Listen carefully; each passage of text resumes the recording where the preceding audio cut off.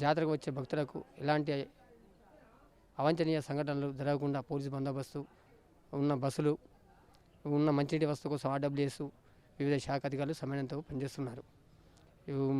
మరికొన్ని విషయాలు ఈవోని అడిగి తెలుసుకుందాం. ఈ 2026 సంవత్సరం జాతరకు భక్తులకు ఎలాంటి ఇబ్బందులు లేకుండా కూడా అన్ని సదుపాయాలు కూడా ఏర్పాటు చేయడం జరిగింది. గతంలో పోల్చుకుంటే కొన్ని అక్కడక్కడ లోటుపాట్లు జరిగిన విషయాలు కూడా ఇక్కడ స్థానికులు తెలపడం జరిగింది. వారి మాటలను కూడా మేము దృష్టిలోకి తీసుకొని ఎక్కడైతే లోటుపాట్లు జరిగినాయో అలాంటి మళ్ళీ ఈసారి జరగకుండా కూడా అన్ని ఏర్పాట్లు చేద్దామని కూడా మేము తగు చర్యలు తీసుకోవడం జరుగుతుంది. అంతేకాకుండా భక్తుల queue lines first main important అనుకొని ఆ క్యూ లైన్స్ మీదనే ఎక్కువ ఫోకస్ చేయడం జరుగుతుంది. ధర్మదర్శనం నుంచి అప్పుడు 100 రూపాయల దర్శనానికి దగ్గర ఉండడం వల్ల ధర్మదర్శనం నుంచి అందులోకి జంప్ అయ్యి వాళ్ళు అట్లా పోవడం వల్ల చాలా ఇబ్బందులు అయినాయి. దాన్ని దృష్టిలో పెట్టుకొని ధర్మదర్శనం సపరేట్ లైన్, 100 రూపాయలు స్పెషల్ దర్శనం కూడా సపరేట్ లైన్ కూడా ఏర్పాటు చేయడం జరిగింది. ముఖ్యంగా ఏంటంటే 500 రూపాయల దర్శనం కూడా గతంలో ఏర్పాటు చేయడం జరిగింది. భక్తులు స్థానికులు వీళ్ళు ఏమన్నారంటే 500 పెట్టడం వల్ల కొంత ఇబ్బందికరంగా ఉంటుంది, సామాన్య జనులకు చాలా ఇబ్బందిగా ఉంది అని అంటే గౌరవ ఎమ్మెల్యే గారి ఆదేశానుసారంగా దాన్ని 200 కూడా చేసి పర్మిషన్ తీసుకోవడం జరిగింది. దానికి కూడా సపరేట్ లైన్ ఏర్పాటు చేయడం జరిగింది.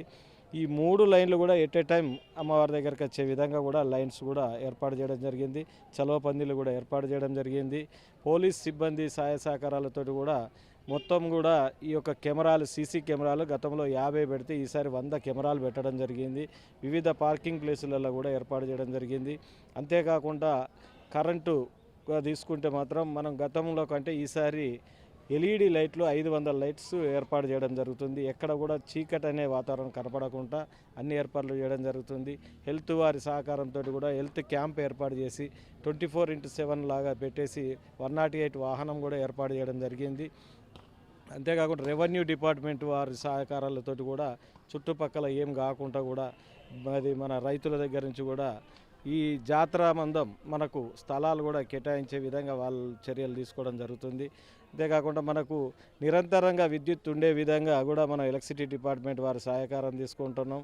మనకు ఆర్టీసీ వారి కూడా వెంటనే గమ్యం చేర్చే విధంగా ఆర్టీసీ వారి సహకారంతో కూడా భక్తులకు ఎలాంటి ఇబ్బందులు లేకుండా అన్ని సదుపాయాలు కూడా ఏర్పాటు చేయడం జరుగుతుందని కూడా ఈ సందర్భంగా తెలియజేస్తూ ఆర్డబ్ల్యూఎస్ వారితో కూడా ఈసారి జిఏ షీట్స్ తోటి ఉండే విధంగా మరుగుదొడ్లు 100 ఏర్పాటు చేయడం జరిగింది.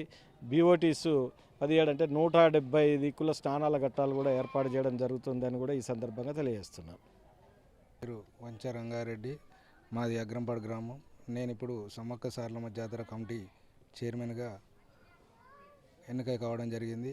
సమ్మక్క సారలమ్మ జాతర మా అగ్రంపాడు గ్రామానికి చాలా విలువైన జాతర. ఇది ఆత్మకూరు మండలం అగ్రంపాడు విలేజ్, హన్మకొండ జిల్లా. ఇక్కడ చాలామంది భక్తులు ఇబ్బంది పడకుండా అన్ని సౌకర్యాలు ఎమ్మెల్యే గారి ద్వారా అన్నీ చేయడం జరిగింది. ఆర్డబ్ల్యూఎస్ వాళ్ళు లాట్రిన్స్ కానీ వాటర్స్ ట్యాబ్స్ కానీ ఆర్టీసీ బస్సెస్ కూడా ఆర్టీసీ డిపార్ట్మెంట్తో మాట్లాడిండ్రు. అలాగే ఎండోమెంటల్ కూడా అన్ని సౌకర్యాలు దగ్గరుండి ఈవో గారు చూసుకుంటున్నారు. నా పేరు గోనెల వెంకన్న, సారలమ్మ పూజారిని. రాఘపురం పురాతన రాఘపురం, ఇప్పుడు అగ్రంపాడు జాతర. అయితే అమ్మవార్లు పుట్టి వెలిసిన స్థలం ఇది. ఇక్కడ మా తాతల నుంచి వెళ్ళి మా తండ్రులు తీసుకొచ్చారు. మా తండ్రుల నుంచి వెళ్ళి మళ్ళా మా తండ్రుల అనంతరం మళ్ళీ మేము కొడుకులం అని మేము తీసుకొస్తున్నాం. ఇది 3వ తంతగా. అమ్మవార్లు బాగా మొక్కుకున్న కోరికలు భక్తులకు మాకు వాళ్ళ కోరికల మేరకు వాళ్ళ కోరికలు తీర్చు అమ్మవారు ఇక్కడ పుట్టుపూర్వం కాబట్టి బాగా అధిక సంఖ్యలో వస్తారు పబ్లిక్. ఇక్కడ నీటి వసతి, బస్ సౌకర్యం ప్రతి ఒక్కటి పబ్లిక్ ఎలాంటి ఇబ్బంది లేకుండా అధికంగా అన్ని సౌకర్యాలు గవర్నమెంట్ ఏర్పాటు చేయడం జరిగింది. కావున భక్తులు సకాలంగా వచ్చి పాత విధానంగానే ఇప్పుడు కొత్తగా ఏదో అగ్రంపాడు అని కూడా రాఘపురం జాతర ఇది ఇప్పుడు అగ్రంపాడు కాబట్టి అమ్మవార్లు పుట్టి వెలిసిన జాతర. సకాలంలో వచ్చి భక్తులు మంచిగా మొక్కులు చెల్లించుకొని మీ యొక్క కోరికలు తీర్చుకొని మీ యొక్క విధిగా కార్యక్రమాలు చెల్లించుకొని పోవాల్సిందిగా మా యొక్క పూజారుల మనవి. జాతరకు వచ్చే భక్తులకు ఎలాంటి ఇబ్బందులు కలగకుండా సీసీ కెమెరాలు, మంచినీటి వసతి, బస్సు సౌకర్యం అన్నీ ఏర్పాటు చేశామని ఈవో నాగేశ్వరరావు తెలిపారు. వచ్చే భక్తులకు కూడా ఎలాంటి అవాంఛనీయ సంఘటన జరగకుండా పోలీసు బందోబస్తు వసతులు కూడా ఏర్పాటు చేస్తున్నామని, గత జాతర కంటే ఈ జాతరకు భక్తులు అధిక సంఖ్యలో హాజరు కానున్న